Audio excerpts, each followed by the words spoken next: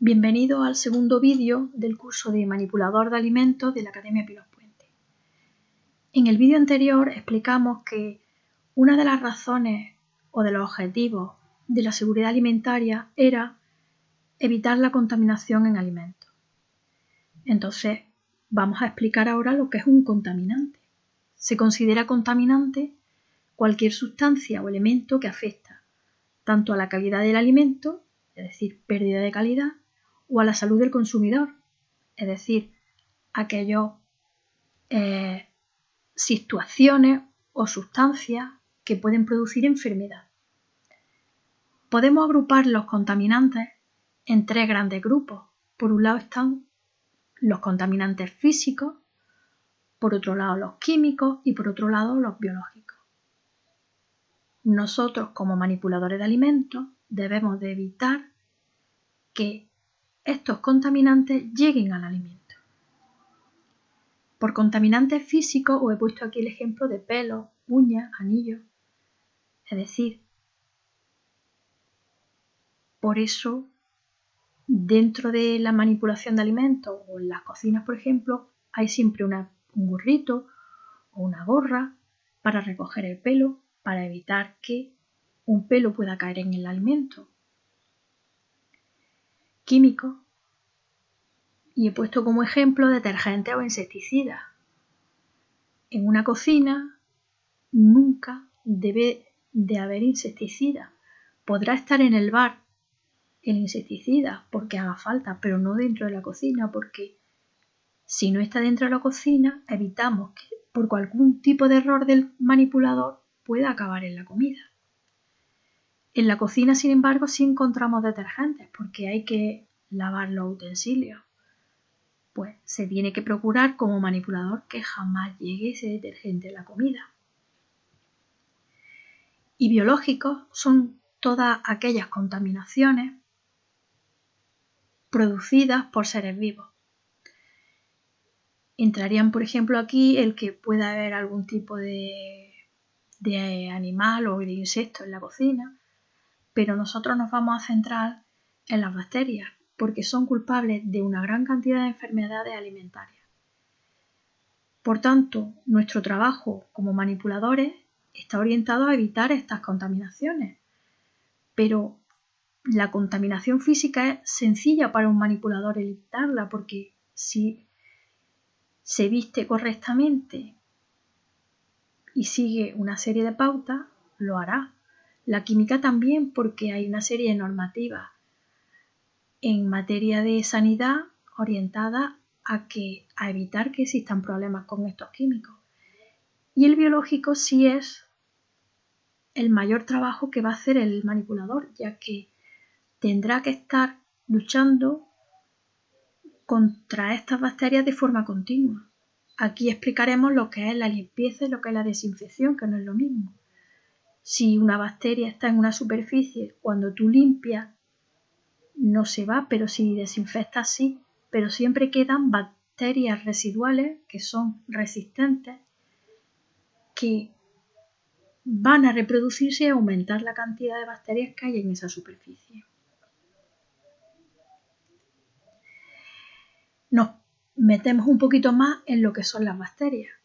Son organismos no visibles a los humanos. Si fueran visibles, nuestro trabajo sería más sencillo. Se encuentran en todas las superficies y necesitan para vivir y reproducirse unas condiciones. Quiero explicar un poco más el se encuentran en todas las superficies lo que significa. Significa que en cualquier superficie de una cocina están. Si nosotros desinfectamos, conseguiremos eliminar una gran parte de ellas, pero no todas, porque hay bacterias que resisten.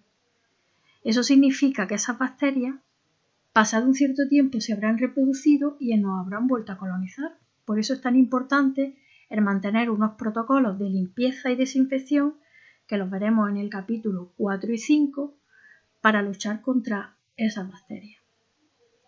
Ahora nos vamos a centrar un poco más en esta frase. Necesitan para vivir y reproducirse unas condiciones. Necesitan contenido en agua o humedad. Necesitan una temperatura. Necesitan un tiempo para reproducirse. Necesitan un pH, entendiendo como tal una acidez. y necesitan un oxígeno. Entonces, ¿qué pasa si atacamos esas condiciones de vida? Pues si nosotros atacamos esas condiciones de vida, conseguimos evitar que se reproduzcan o al menos ralentizar el ritmo de reproducción. A veces incluso las eliminamos. Por tanto, estamos conservando los alimentos porque las bacterias son culpables de que los alimentos se echen a perder.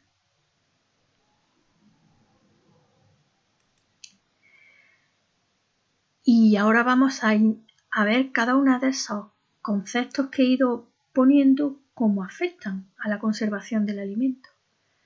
Si nosotros atacamos el contenido en agua, porque sabemos que las bacterias necesitan agua para vivir, ¿qué pasa si la eliminamos? Pues que los alimentos nos duran un mayor tiempo.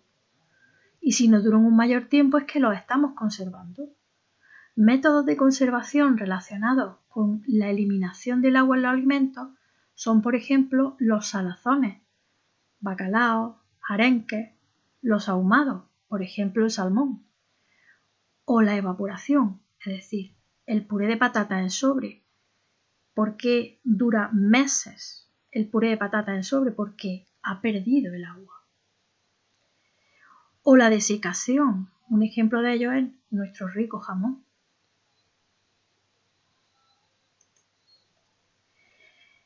Antes de comenzar a hablar de la temperatura, tengo que deciros que las bacterias, como seres vivos que son, tienen un rango de temperatura en el que viven, que son entre 5 y 65 grados, y una temperatura óptima en la que están muy bien, que es entre 36 y 37 grados. Si nosotros mantenemos los alimentos fuera de esa zona de riesgo, estamos impidiendo que se desarrollen normalmente esas bacterias y, por tanto, a través del control de la temperatura, también conservamos los alimentos. Basados en la temperatura, existen métodos de conservación de los alimentos, tanto porque aplicamos calor, es decir, por encima de los 65 grados, o porque aplicamos frío por debajo de esos 5 grados. Cuanto más lejos estamos de la zona de riego, normalmente, no siempre, los métodos de conservación hacen que el alimento se conserve por un mayor tiempo.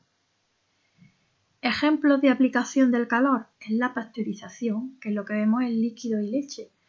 Los cartones de leche duran meses. El frito. Un alimento frito no es que dure más, pero sí es cierto que si hay algo de bacterias reproduciéndose, las eliminamos. Con lo cual digamos que es como si comenzara otra vez el reloj a funcionar. El reloj entendiendo por tal como el tiempo que tenemos hasta que el alimento